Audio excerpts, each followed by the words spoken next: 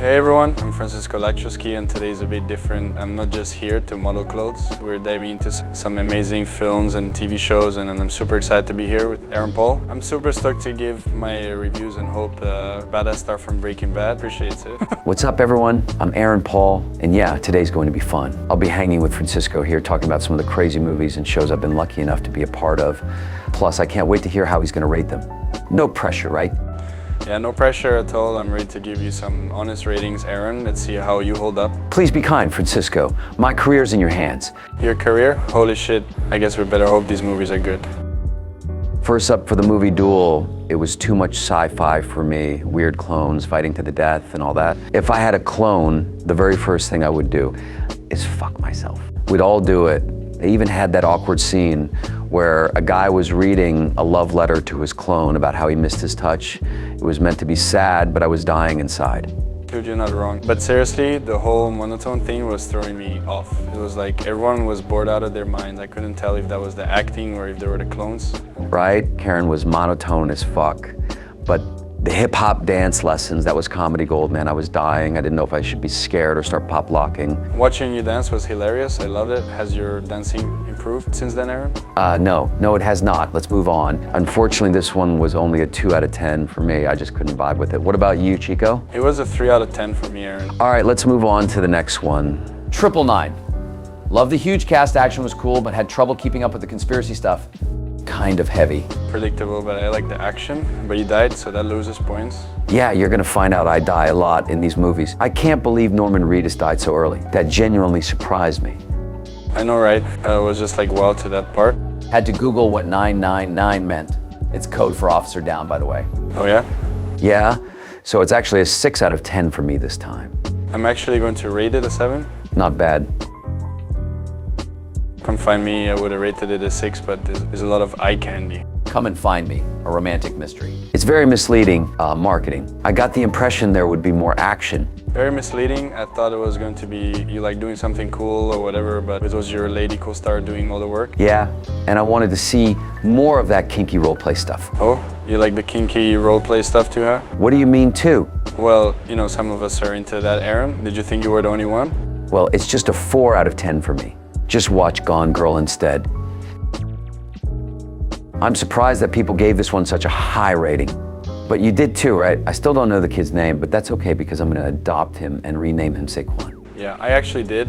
I gave it a 9. I forgot the kid's name too. So yeah, let's just name him Saquon. I saw the jokes about this being El Camino before it came out, and it 100% looks like that. Bro, I totally saw those too, and I kind of honestly thought the same. El Camino was definitely in mind for this movie, I swear. You gave it a 9, but I'm only gonna give it a 4. It was a harsh rating there, Aaron. So the next one is Central Intelligence. Ah yes, the famous bitch Easter egg. I wasn't in this one a lot though. Your famous Jesse Pinkman line. Yeah, that was fun. I think they picked me on purpose because of my height. I'm on par with Kevin, but Dwayne towers over me. I noticed that they made a height difference, but I tower over you too, Aaron. What was your favorite part? My favorite part has to be when you did that awesome flip kick shit. Totally manages. Yeah, you like that? Fuck yeah, you got to teach me that sometime. So I am going to rate it like a 6. Oh, it's a 5 for me. I'm rating it high because you are in them and I'd hate to look bad in front of you. I know, but don't worry, it gets better, I promise. Next one on the list is Last House on the Left. I was a bit surprised at this one because of the creepy factor and how unhinged it was. Had lots of gore and was crazy fucked up. That's Wes Craven for you. The production quality was really good.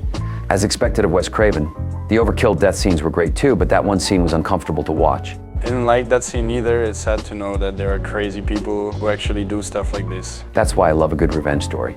I actually rated this one pretty high for the violence and gore and the great storytelling. It kept me on the edge of my seat, so I gave it an 8. A high rating for you, Aaron. Yeah, I'm going to rate an 8 as well. So I noticed what your character was wearing in the movie and I love the fashion sense. You should wear that style more often. Maybe we can match or something.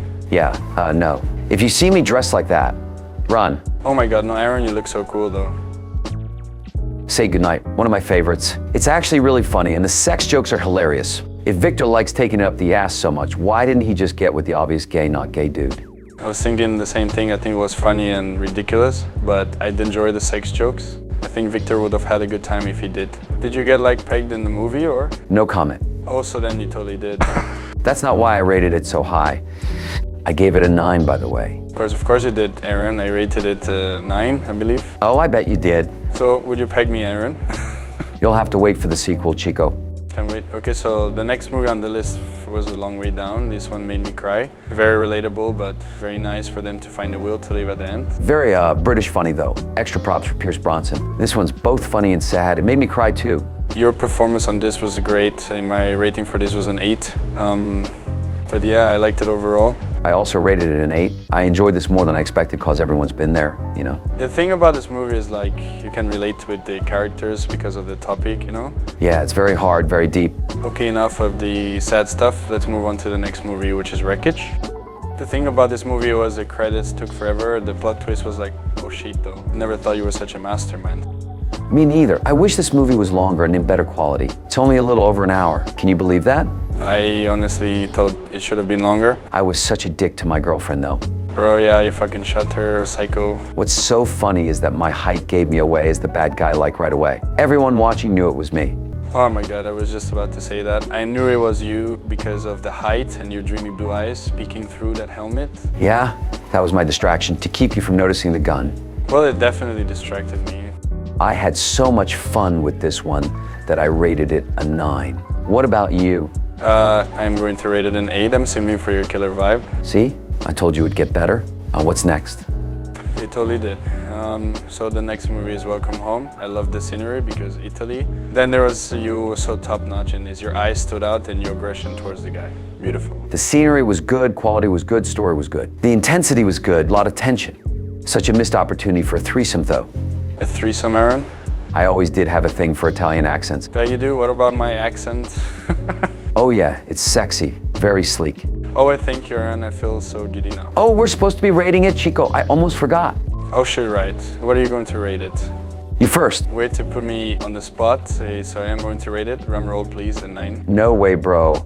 I also gave it a 9. Yeah, bro, I really liked it when you were all out fun stuff. Anyways, so we are diving into the next movie, is The Ninth Life of Louis Drax. So this movie I thought was fucking sick, disturbingly sick, fuck that bitch, but I have to say the doctor was hot. What amazed me was how you ended up being that weird monster. I was laughing because your eyes give you away so much. You could be a sea monster or anything ugly and I could still tell it's you. You really have a good range of acting, Aaron. Oh, Chico, thank you so much. You're so kind. So, this one made me cry too. The mystery of whodunit kept us guessing. Great production quality and a clever twist, but I guessed it. A rating time, Aaron. So I think I rated a 9 despite the crazy shit. That's pretty high.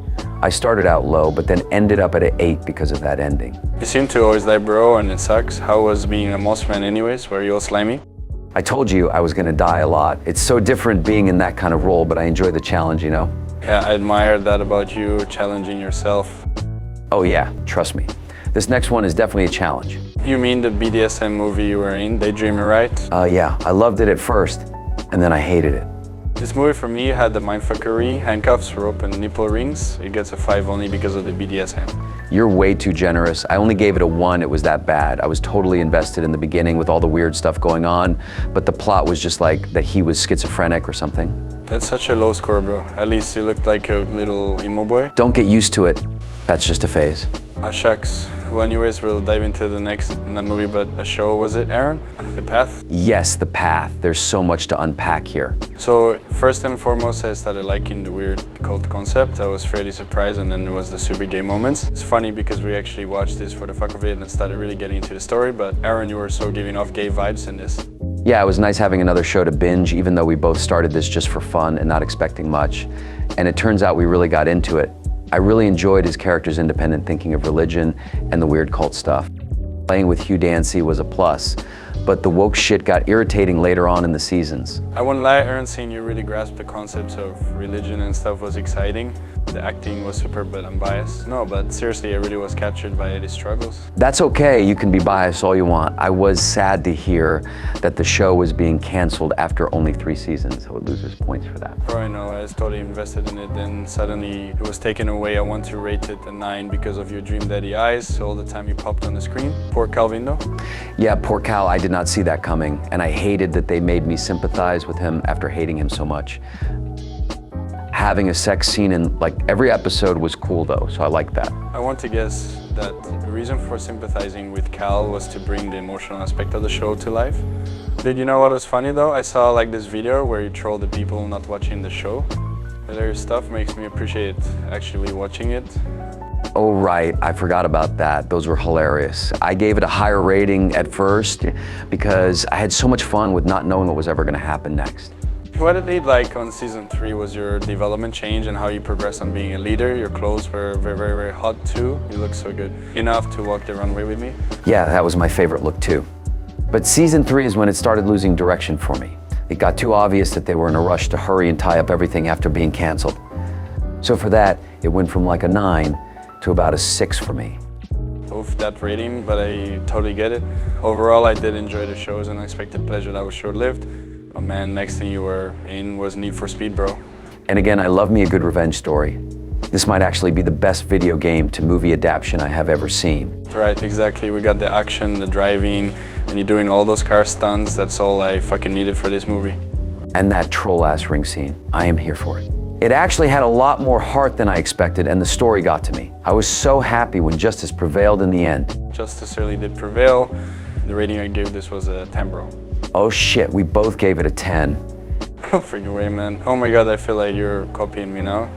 Kidding, kidding. Well, I think you'll like what's coming up next. It's the Guardian.